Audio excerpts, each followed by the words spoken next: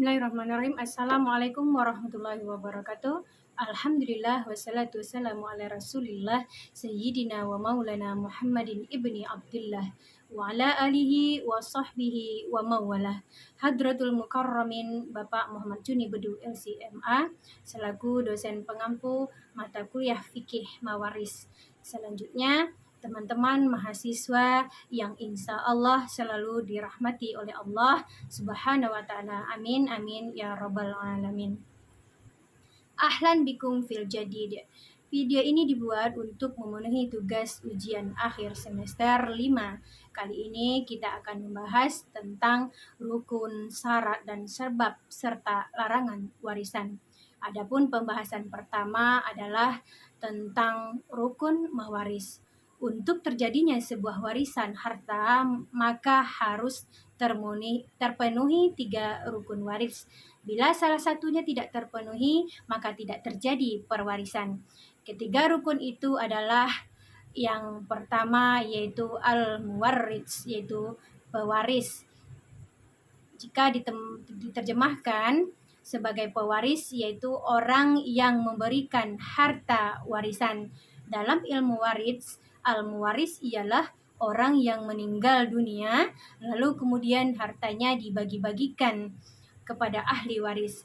Harta yang dibagikan itu haruslah milik seseorang, bukan milik instansi atau milik negara. Selanjutnya adalah yang kedua, adalah al-waris.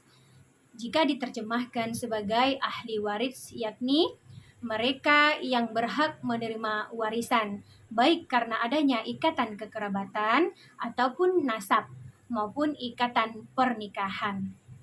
Yang ketiga dari rukun mawaris adalah al-maurutsu, itu harta warisan. Rukun yang ketiga adalah harta warisan yang disebut juga dengan al-maurutsu, yaitu benda atau harta hak kepemilikan yang ditinggalkan, baik berupa uang, tanah, rumah, mobil, dan lain-lain sebagainya. Sedangkan harta yang bukan milik pewaris tidak boleh diwariskan.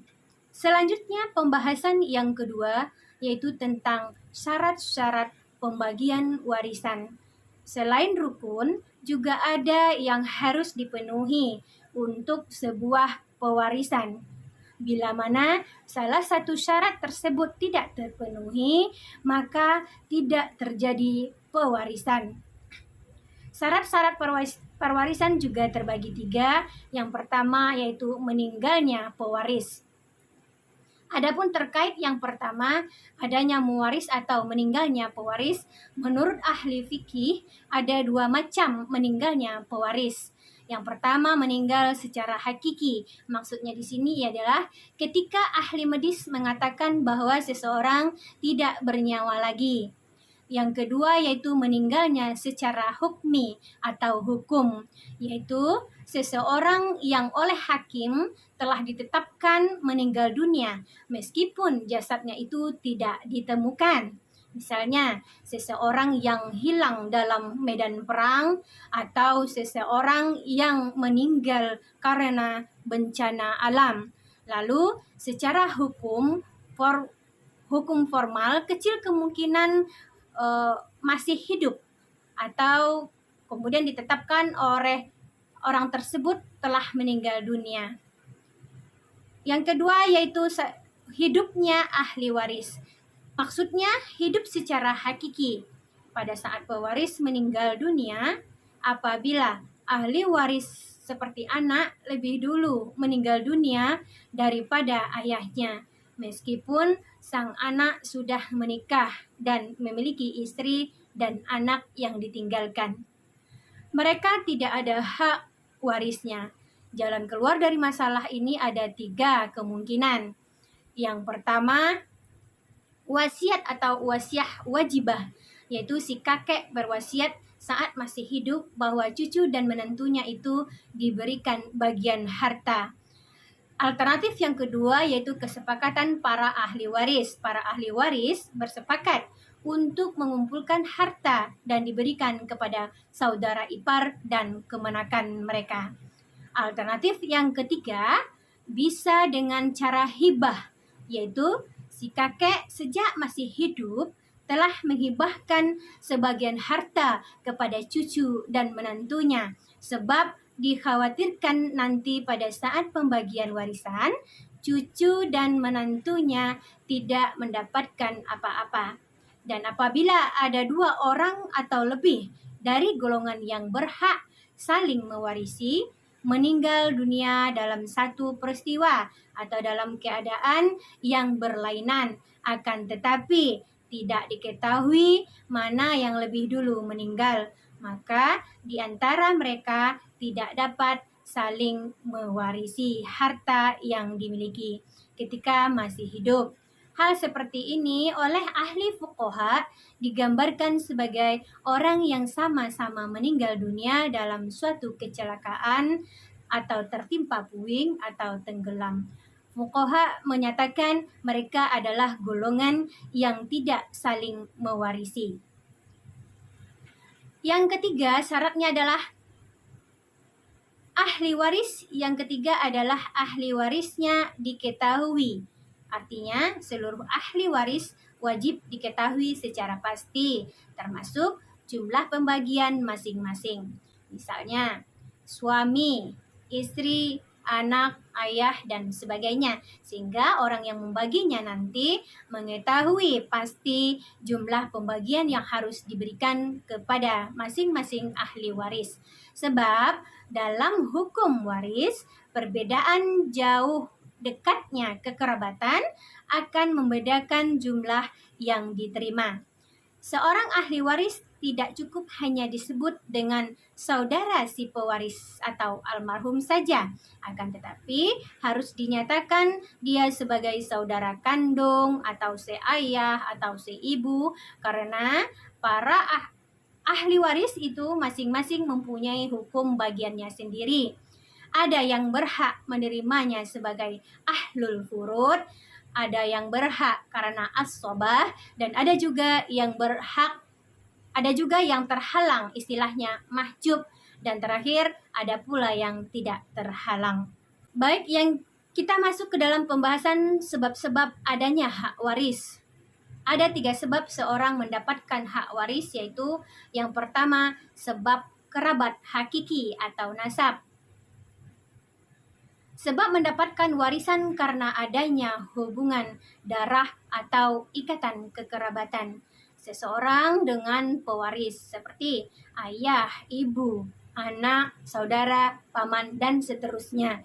Meskipun anak yang tidak pernah tinggal dengan ayahnya seumur hidup, tetapi karena ada sebab kerabat hakiki, maka sang anak tetap berhak atas warisan dari ayahnya apabila telah meninggal dunia. Yang kedua yaitu sebab pernikahan. Maksudnya adalah sebab mendapatkan warisan karena terjadinya akad nikah yang sah secara legal ataupun syar'i antara seorang laki-laki dan seorang perempuan, sekalipun tidak dicampuri atau hubungan intim antara keduanya, tetapi berbeda dengan urusan mahram. Yang berhak mewarisi hanya suami atau istri saja, sedangkan mertua, menantu, ipar, dan hubungan lainnya yang muncul karena pernikahan tidak menjadi penyebab adanya pewarisan, meskipun mertua dan menantu tinggal dalam satu rumah. Adapun pernikahan yang batil atau rusak atau disebut tidak sah atau tidak bisa menjadi sebab saling mewarisi antara suami atau istri. Yang ketiga, sebab dari mewaris adalah al-wala. Selanjutnya, al-wala ini disebut dengan memerdekakan budak.